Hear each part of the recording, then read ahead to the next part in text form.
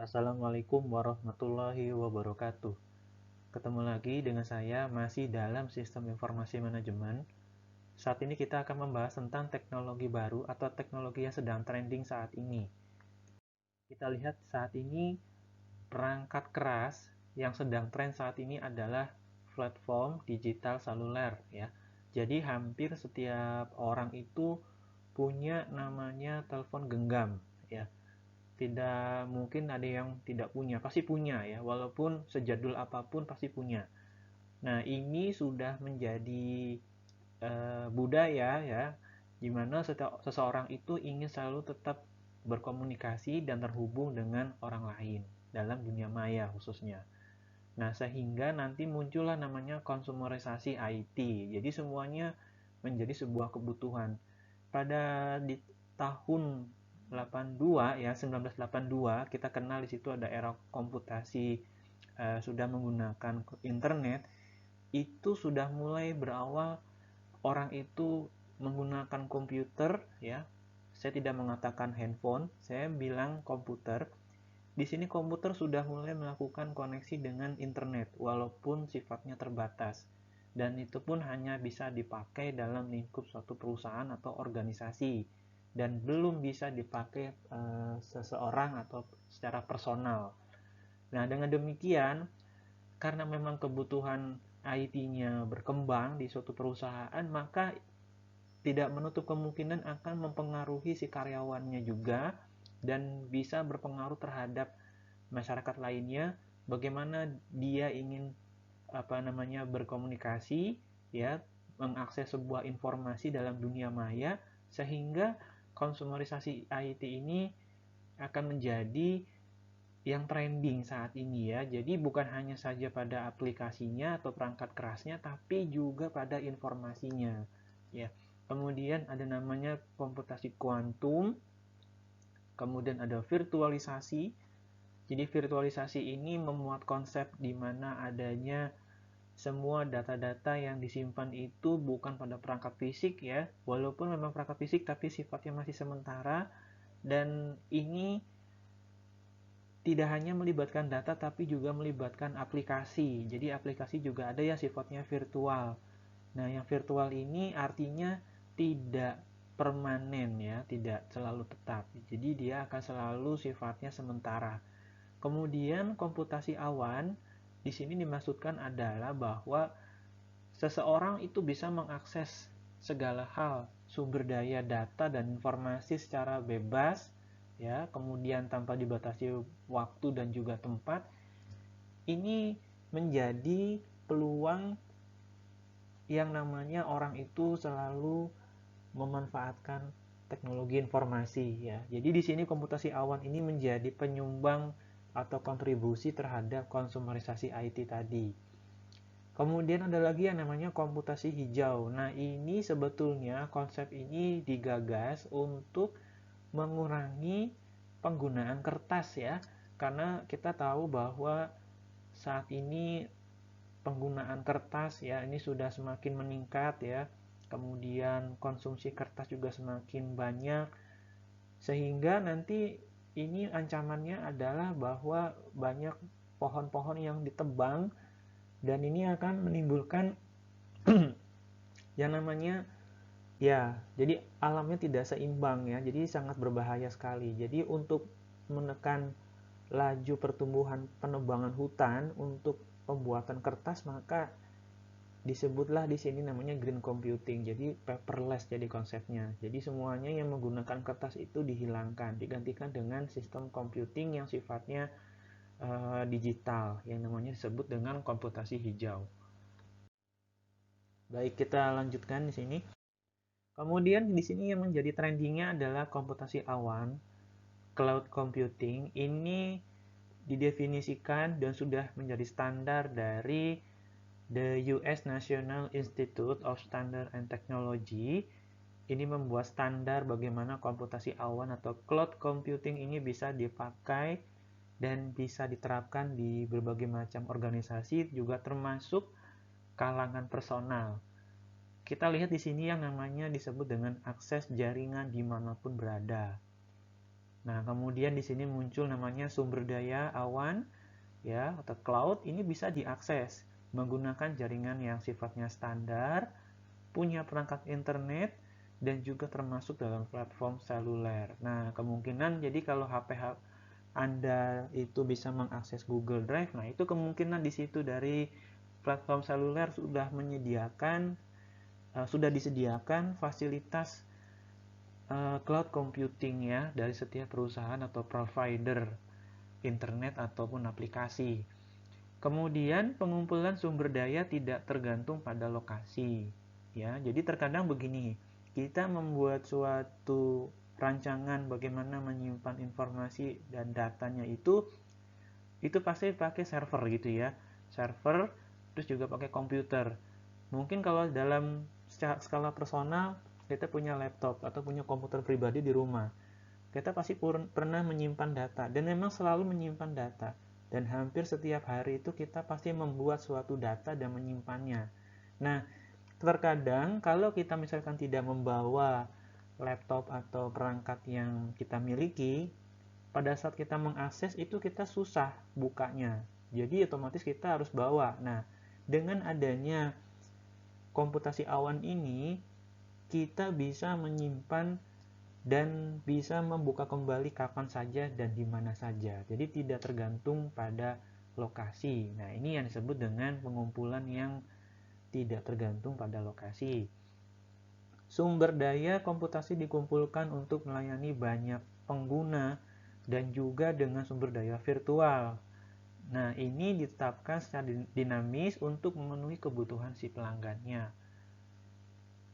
Jadi, dengan menggunakan komputasi awan, kita tidak akan pernah tahu di mana file kita itu berada, disimpan. Kita tahunya pada di aplikasi begitu ya, seperti Google Drive dan sebagainya. Tapi sebetulnya kita tidak tahu data-data kita itu ada di mana sebenarnya, tapi kita bisa mengakses. Itu saja sebenarnya. Ya. Kemudian punya elastisitas yang cepat ya. Di sini bisa menjawab kebutuhan si pengguna ketika dia mencari sebuah berkas atau file di dalam Google Drive gitu ya.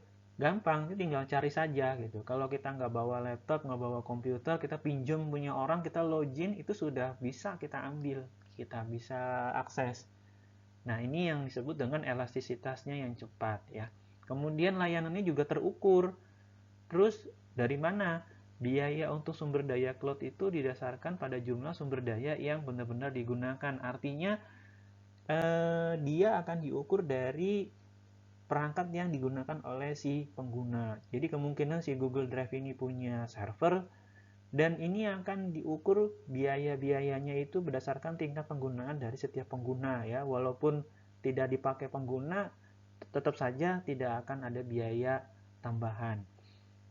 Kemudian ada namanya layanan mandiri sesuai permintaan. Nah, di sini konsumen memperoleh kemampuan komputasi sebagai server sesuai dengan kebutuhannya secara otomatis ya. Ini jadi dengan komputasi awan kita menjadi lebih mandiri, kita lebih selektif dan bisa punya inisiatif sendiri menyimpan informasi atau berkas secara berkala dan kita bisa mengaksesnya pun juga secara berkala. Ya, ini dari komputasi awan. Nah, ini adalah contoh dari arsitektur ke komputasi awan ya. Di sini adalah arsitektur komputasi awan. Kita di sini akan melibatkan server, kemudian ada laptop, iPhone, komputer tablet atau desktop. Ini yang di luar ini adalah kita ya, yang sebagai pengguna ini kita nih semuanya. Siapa yang punya desktop di sini? Siapa yang punya laptop? Siapa yang punya iPhone? Mereka masing-masing mengakses dari berbagai macam perangkat device. Ya, dari berbagai ini dia mengakses sebuah namanya cloud computing yang kita sebut saja sebagai Google Drive-nya. Nah, di sini di dalamnya terdapat namanya platform service, ada application service, kemudian infrastruktur services ya. Nah, di sini kalau dilihat dari platform service-nya ada block storage, kemudian communication network, identity management, content server. Nah, kemudian untuk yang application services ada content management, enterprise software, collaboration environments, process management. Nah, ini kalau application services. Kalau misalkan infrastruktur servicesnya itu melibatkan computing resource manajemennya, network manajemennya, storage manajemennya. Nah, ini yang di dalam cloud computing tadi ya. Kalau kita hanya di luarnya saja. Nanti kalau kita mencari sebuah file, misalkan mengupload sebuah file, itu nanti bisa masuk apakah ke dalam platform services atau application atau infrastruktur. Nah, silakan ya. Ini nanti kita bisa lihat di sini ya, kategorinya masuk kemana layanannya. Berikut ini adalah penjelasan dari infrastruktur yang tadi ya.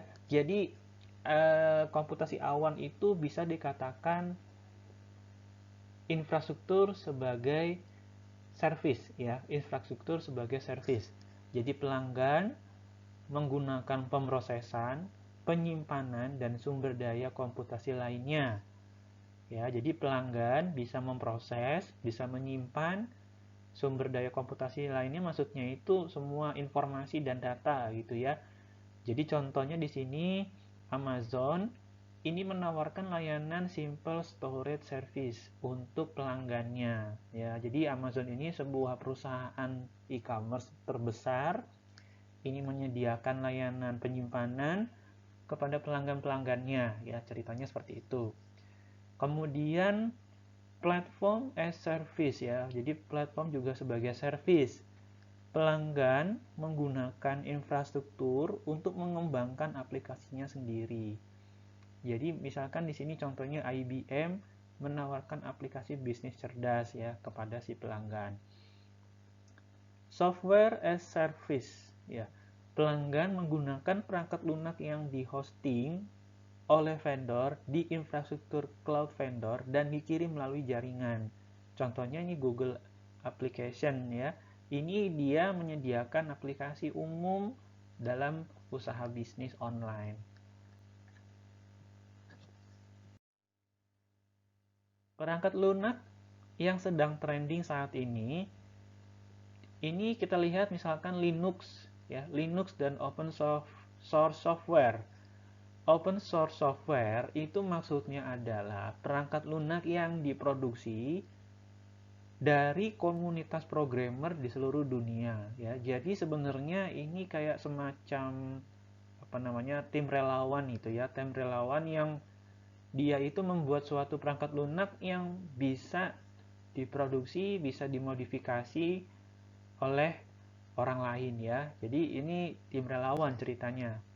Gerakan open source itu berkembang itu sudah hampir lebih dari 30 tahun ya. Ini contohnya Linux, ini sudah berapa banyak ini versinya ya.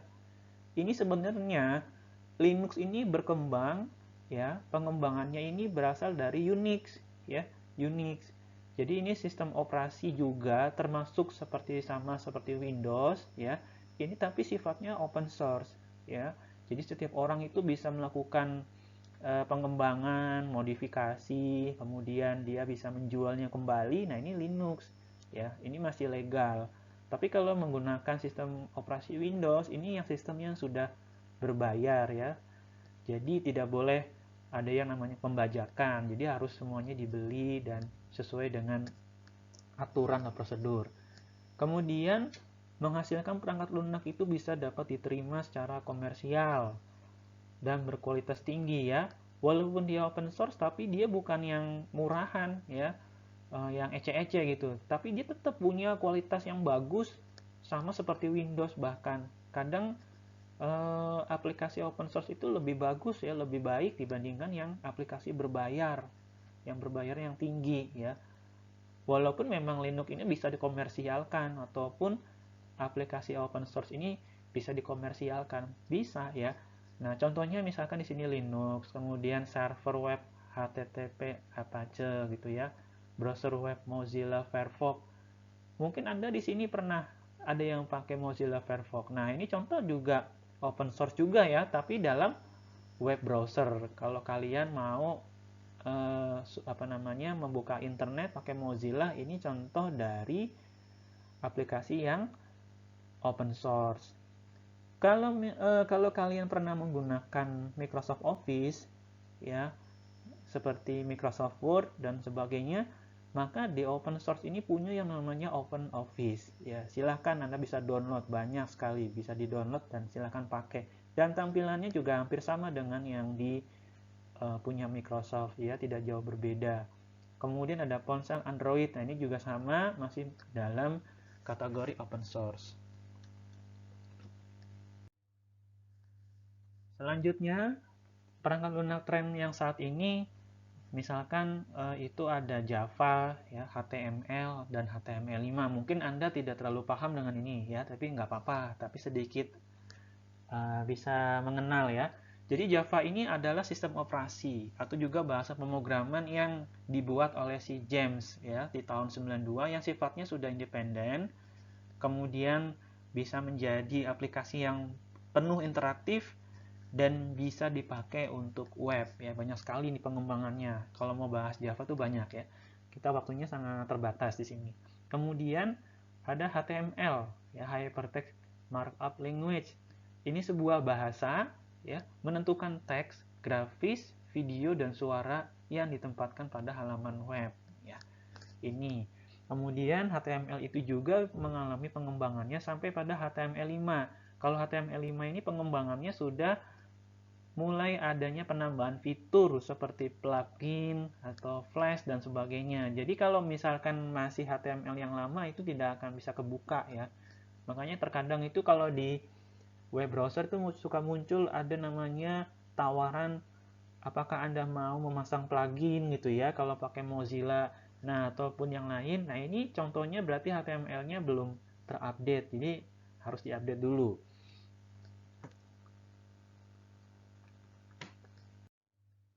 Baik, berikutnya web services dan service oriented arsitektur. Jadi pondasi layanan webnya adalah XML. Ya, jadi sebenarnya HTML itu dikembangkannya dari XML yang sudah ada tahun 96. Nah, HTML dan juga XML ini sebagai web services menjadi protokol standar dalam bahasa pemrograman web. Jadi situs yang kalian akses seperti detik.com misalkan, Republika, kemudian kompas.com misalkan, itu menggunakan bahasa pemrograman. Ya, jadi jangan dikira kalian itu menggunakan desain grafis biasa. Itu ada bahasa pemrogramannya menggunakan HTML dan juga XML. Nah, ini yang disebut dengan protokol standar bahasa pemrograman. Kemudian ada namanya software outsourcing dan juga cloud services. Ya, di sini fungsinya perusahaan melakukan kontrak pengembangan perangkat lunak khusus. Jadi memang dia menyewa sifatnya, menyewa untuk pengembangan perangkat lunak yang sifatnya dikustomisasi, ya, sesuai dengan kebutuhan. Dan ini biasanya biaya pengeluarannya bisa sekitar 440 miliar, ya. Nah, atau juta dolar gitu, ya. Nah, ini kira-kira seperti itu. Nah, ini contoh gambarannya perangkat lunak yang sedang trending saat ini, di mana web sebagai services, kemudian melibatkan server, ya, ini web services, kemudian ada server, kemudian legacy reservation system. Nah, di sini untuk aplikasinya adalah Southwest Airlines System, kemudian Tour Operator System, ada Travel Reservation System, ada Wireless Website, dan Future Business Partner System, ya. Jadi semuanya ini salah satu dari inovasi dan juga produk-produk yang sedang trending dalam perangkat lunak saat ini. Nah, dengan demikian bahwa dengan banyaknya aplikasi yang sedang trending saat ini, maka di sini kita akan melihat analisis investasi pengembangan perangkat lunak yang sedang terjadi. Dan ini saya ambil contohnya di sebuah negara maju seperti di Amerika. Contohnya ini tahun surveinya dari tahun 99 sampai tahun 2013, ya. Jadi saya belum mendapatkan datanya lagi, belum saya update. Nah, ini contoh dari grafik investasinya, ya. Di sini kita lihat ada software as service, di sini yang warna merah paling bawah. Kemudian outsource software expenditure. Kemudian ini total software spending. Nah, jadi yang paling banyak ini sebenarnya adalah outsource software ya. Jadi software yang disewakan. Kenapa orang memilihnya disewakan? Karena kalau membuat software secara aslinya itu adalah mahal harganya ya. Harganya mahal dan juga perawatannya juga lebih mahal. Makanya kebanyakan perusahaan-perusahaan itu menggunakan software yang outsourcing ya. Sistem penyewaan, kemudian ada kontrak kerjanya. Kalau sudah berakhir ya mungkin bisa diperpanjang. Kalau misalkan tidak mampu membayar, misalkan si perusahaannya itu tidak mampu bayar, ya diputuskan saja ya. Jadi diselesaikan saja. Jadi sudah selesai kontraknya. Nah, ini ya contoh dari outsource software expenditure. Nah, ini yang menjadi trending saat ini. Ini baru negara maju. Bagaimana dengan negara-negara yang berkembang? Nah, nanti kita akan melihat selanjutnya. Oke, baik. Terima kasih. Demikian. Wassalamualaikum warahmatullahi wabarakatuh.